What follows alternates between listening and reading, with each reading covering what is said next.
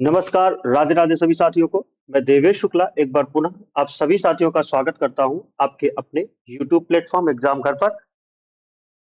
आप सभी साथी जल्दी से जुड़ जाइए, आपकी क्लास जो है स्टार्ट हो चुकी है।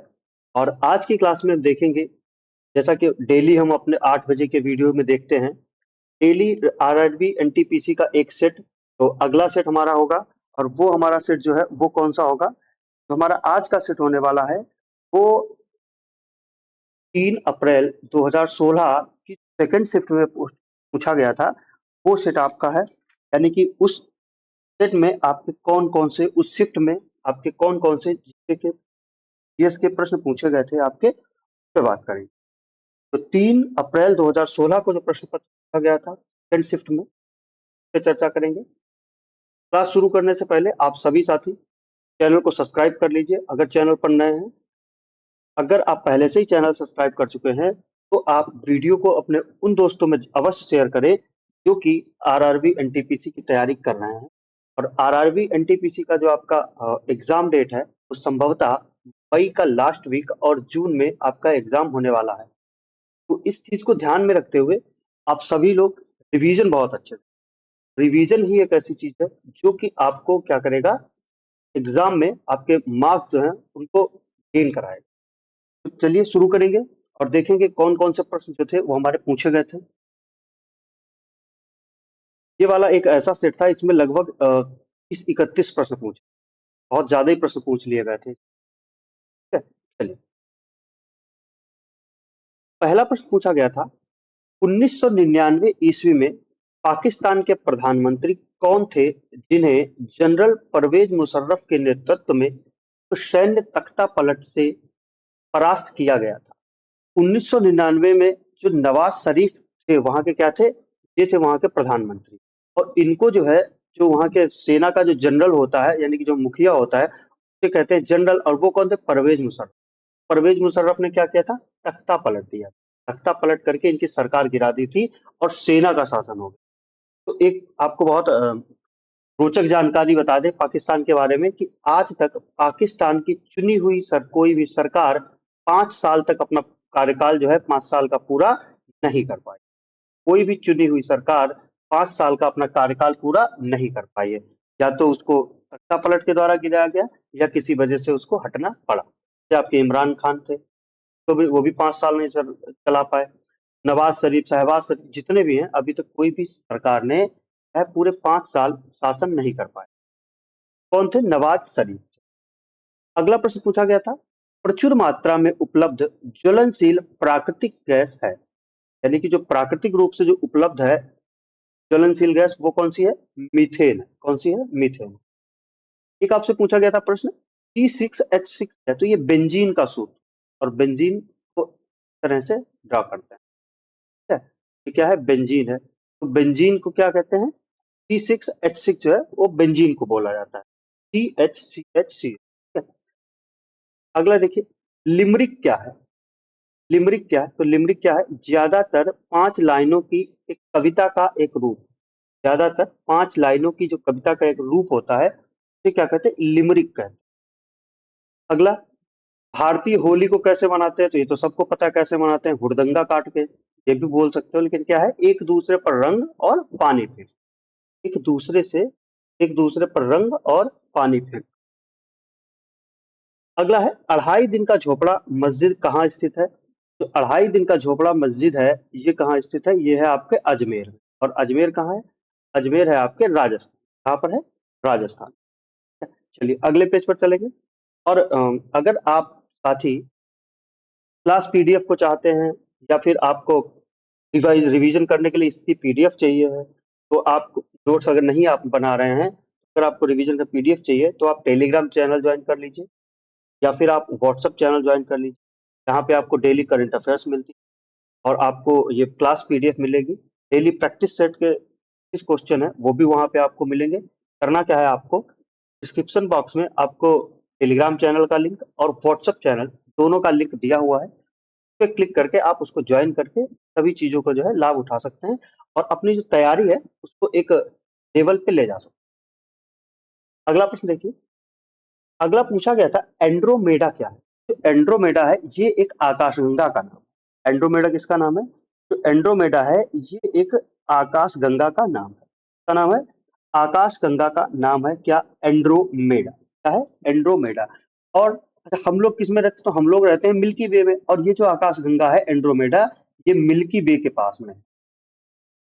मिल्की वे के पास में, यानी कि हमारी पड़ोसी आकाशगंगा। क्या है? ये हमारी आकाशगंगा की पड़ोसी आकाशगंगा। कौन सी? एंड्रोमेडा। अगला क्या है? सिग्मा नहीं, ये सिग्मो है। सिग्मो पूछा जाता है आपसे, पर सिग्मो फेस्टिवल किस राज्य का है? तो सिग्मो फेस्टिवल है वो गोवा राज्य में जो बसंत ऋतु का महोत्सव होता है, ये क्या कहते हैं? सिग्मो कहते हैं। सिग्मो। सिग्मो महोत्सव कहाँ होता है? ये होता है आपका गोवा में। अगला, ऊंट की प्रसिद्ध व्यापार किस वार्षिक मेले का हिस्सा है? ऊंट का प्रसिद्ध व्यापार वार्षिक मेले का हिस्सा है, तो ये होता है आपका पुष्कर मेला, और ये राजस्थान में लगता है। कहाँ पर लगता है? राजस्थान राज्य में होता है पुष्कर मेला। ठीक है, तो पुष्कर मेला राजस्थान में होता है, और ये ऊंट यहाँ पे क्या है? ऊंटों की जो खरीद फरोख्त है वो बहुत ज्यादा की जाती है। गांव में बोलते हैं नखाशा, जहाँ पे जानवरों की खरीद फरोख्त होती है। अच्छा बताइए, जानवरों का सबसे बड़ा मेला किस राज्य में लगता है? उसका नाम क्या है? बहुत पूछा जाने वाला प्रश्न है। राज्य हम बता दे रहे हैं बिहार। राज्य हमने बता दिया बिहार। अब उस मेले का नाम बताइएगा और कहाँ लगता है ये भी बताइए। अगला प्रश्न है, हाइड्रोजन हाइड्रोजन हीलियम और अन्य आयनिक गैसों के तारों के बीच जो धूल के बादल हैं, इन्हें क्या कहा जाता है? इन्हें कहा जाता है नेबुला। क्या कहा जाता है? नेबुला कहा जाता है। अगला प्रश्न, 1986 ईस्वी में आयोजित पहले आधुनिक ग्रीष्मकालीन ओलंपिक खेलों की मेजबानी किस शहर ने की थी? तो आपको पता है 1986 में जो पहले ग्रीष्मकालीन ओलंपिक हुए थे, उनका जो मेजबानी हुई थी वो कहाँ किसने की थी? ये एथेंस, यानी कि जो ग्रीस की राजधानी थी एथेंस ने। ठीक है? अगला देखिए, ओनेरियोलॉजी किसका अध्ययन है? जो ओनेरियोलॉजी है वो सपने का अध्ययन, यानी कि जो हम लोग सपना देखते हैं उसका जो अध्ययन है वो क्या कहलाता है? ओनेरियोलॉजी। क्या कहलाता है? ओनेरियोलॉजी कहलाता है। अगला, अंतर सरकारी संगठन का नाम बताएं जो अंतरराष्ट्रीय सहयोग को बढ़ावा देता है। ये क्या है? United nation. क्या है? United nation. इसे हम क्या कहते हैं? यूएन भी कहते हैं। इसकी स्थापना कब हुई थी? ये आपके लिए कुछ प्रश्न है। स्थापना कब हुई थी? इसका वर्तमान में हेड कौन है? और यूएन के कितने अंग हैं? इनमें से एक अंग है ICJ, international court of justice. का हेडक्वार्टर कहाँ है? ये भी आप बताइए। ठीक है, कमेंट बॉक्स में इन सभी प्रश्नों के जवाब दीजिए। भारत का बाल सर्जन किसे कहा जाता है? भारत का जो बाल सर्जन है वो कहा जाता है प्राण जयसवाल को। किस? प्राण जयसवाल। इनका पूरा नाम है अकृत प्राण जयसवाल। एचआईएल का पूरा नाम क्या है? तो एचआईएल का पूरा नाम है हॉकी इंडिया लिमिटेड। बहुत ही मतलब सिंपल सा प्रश्न पूछे। अब आप हमें इसकी भी स्थापना बताइएगा कब होती है, और वर्तमान में इसका हेड कौन है? ये दो आपके लिए यहाँ से प्रश्न है। WLAN से डब्ल्यू लैन भी कहते हैं। इसका पूरा नाम क्या होता है? इसका पूरा नाम होता है वायरलेस लोकल एरिया नेटवर्क। तो लैन होता है, इसका मतलब हो गया local area network. W LAN तो वायरलेस लोकल एरिया नेटवर्क। ठीक है, अगला है, अंटार्कटिका में बर्फ के नीचे छिपी हुई किस चीज की खोज हुई थी? तो ये क्या मिला था? एक बहुत बड़ी घाटी प्रणाली मिली थी, और एक बहुत बड़ी झील मिली थी। इसके नीचे जो बर्फ है उसके नीचे पूरी एक घाटी प्रणाली मिली थी, और जो है झील मिली थी। इसकी जो है खोज हुई थी अंटार्कटिका में। अगला प्रश्न,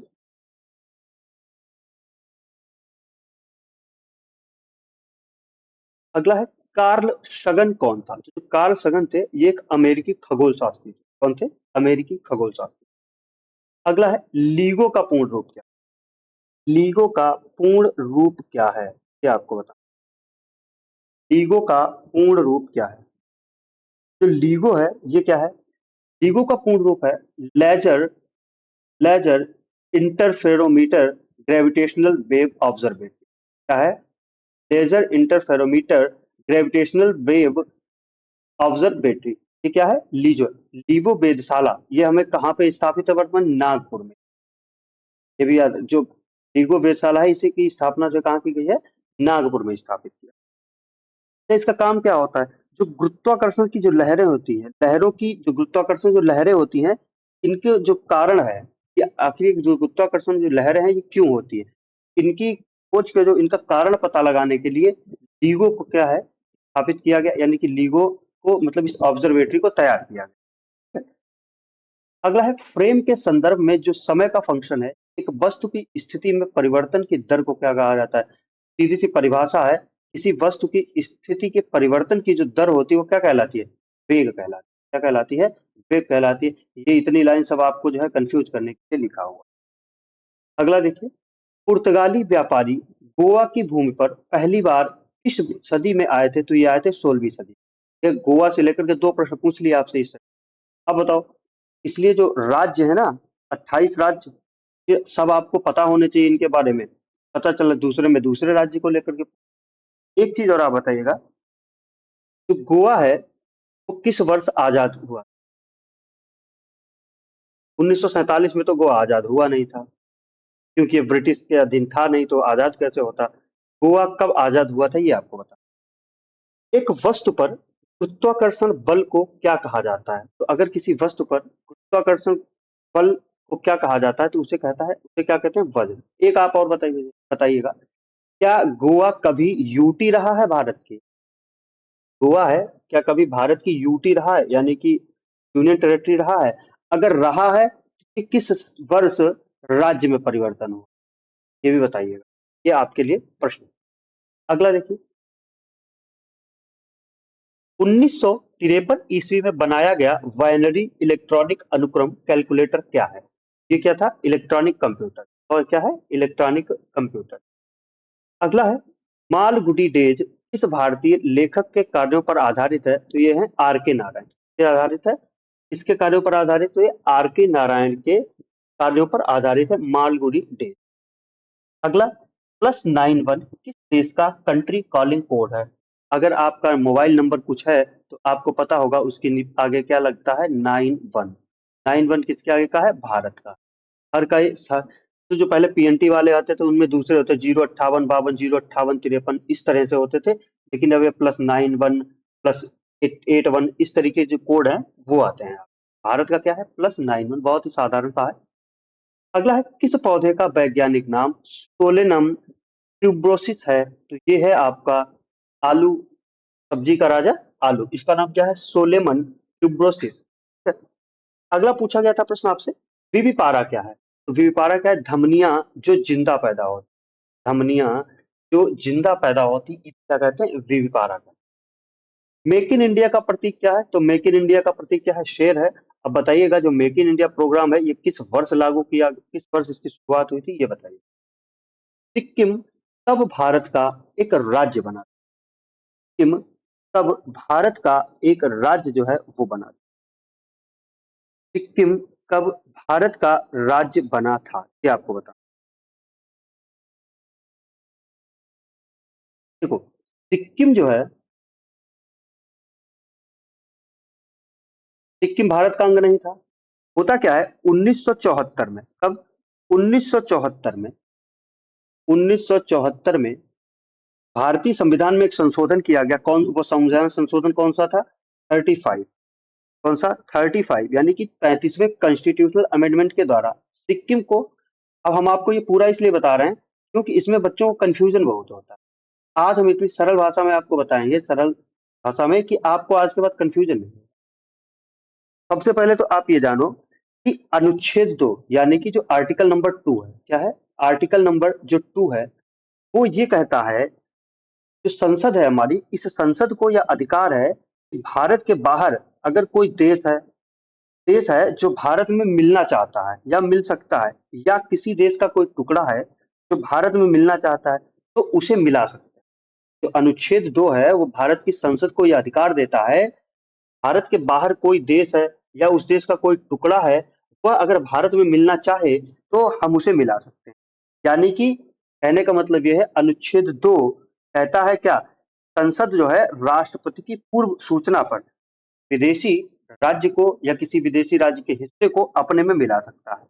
अब जो सिक्किम है ना, इस को इसी तरह से मिलाया गया भारत में। कैसे? सिक्किम था, उसने अपने मतलब कहा कि भाई हमें जो है भारत में मिलना है। तो भारत की संसद ने 1974 में 35वां संविधान संशोधन करके क्या किया था, सिक्किम को सह राज्य बनाया। क्या बनाया था? सह राज्य बनाया। अब देखिए, अब आप कहोगे सर सह राज्य का क्या मतलब है? सह राज्य बनाया था, लेकिन इसको पूर्ण रूप से राज्य का दर्जा नहीं दिया। आगे क्या होता है? 1975 में एक और अमेंडमेंट होता है, और वो होता है 36 कॉन्स्टिट्यूशनल अमेंडमेंट। और इसके द्वारा इसको जो है राज्य बनाया गया, पूर्ण राज्य का दर्जा, राज्य का दर्जा अब देखो, राज्य जो होगा उसके लिए क्या होगी, लोकसभा की सीटें होंगी, राज्यसभा में उसको सीटें मिलेंगी, और उसकी क्या, उसकी एक विधानसभा होगी, ये सब चीजें होंगी तभी तो वो राज्य होगा ना, उसको अधिकार मिलेंगे। तो यहाँ पे सिर्फ 1974 में 35वें संविधान संशोधन के द्वारा इसे सिर्फ और सिर्फ सह राज्य बनाया गया था। सिक्किम को कोई भी ऐसी सुविधा जो है वो नहीं दी गई। ठीक है, चलिए आगे देखिए।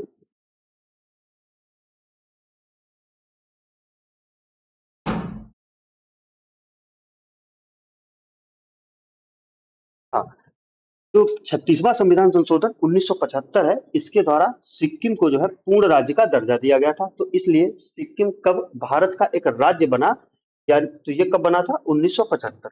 और इसके लिए क्या कहा गया था, जो हमारी कौन सी जो अनुच्छेद नंबर कौन सा है, एक, तो अनुच्छेद आर्टिकल 1 में जो है आपके क्या किया गया, संशोधन किया गया था, क्योंकि इस पे कहा गया कि भारत जो है राज्यों का एक संघ है। क्या कहा गया था, भारत जो है, यानी कि इसमें जो है सिक्किम को पूरा दर्जा दिया गया था, आर्टिकल और आपकी अनुसूची में, जिसमें राज्यों के लिए आपके राज्यसभा की सीटें उनका बंटवारा हुआ है। आर्टिकल में संशोधन हुआ, और उसके बाद में आर्टिकल 2 में संशोधन हुआ, दो का जोड़ी गई थी, दो का आर्टिकल जोड़ी गई थी, तब जाकर के सिक्किम को भारत का पूरा मतलब पूर्ण राज्य का दर्जा प्राप्त हुआ। अगला देखिएगा।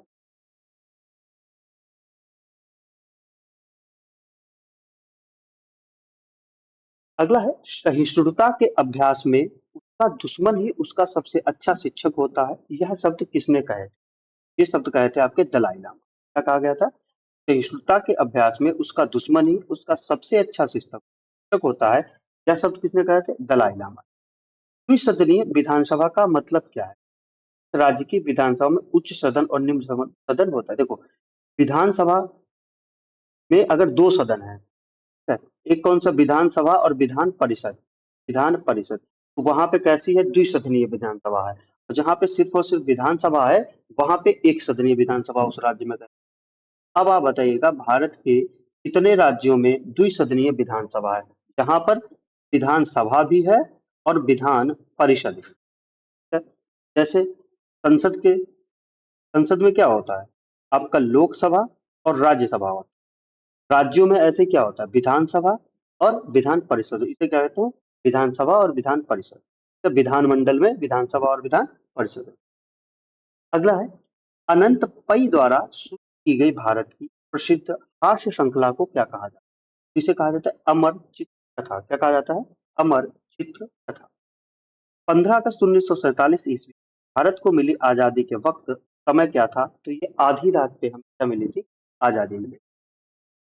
वंचित प्रदर्शन, वांछित है ये, वांछित प्रदर्शन हासिल करने के लिए प्रोजेक्टाइल को तेज करने की तकनीक या डिजाइन की कला को क्या कहा जाता है? इसे कहते हैं, क्या कहते हैं, प्रक्षेपण। तो आज की क्लास के इतने ही प्रश्न है, और मिलेंगे कल अपनी अगली क्लास में। तब तक के लिए आप सभी को धन्यवाद, और आप सभी साथी लास्ट तक जुड़े रहे उन्हें भी धन्यवाद। और आप सभी जो है वीडियो को शेयर करिए अपने दोस्त, लिंक को शेयर करिए, या आपके स्टडी या आपके साथी तैयारी कर रहे हैं, बहुत ही बेनिफिशियल क्लासेज है, आप जरूर शेयर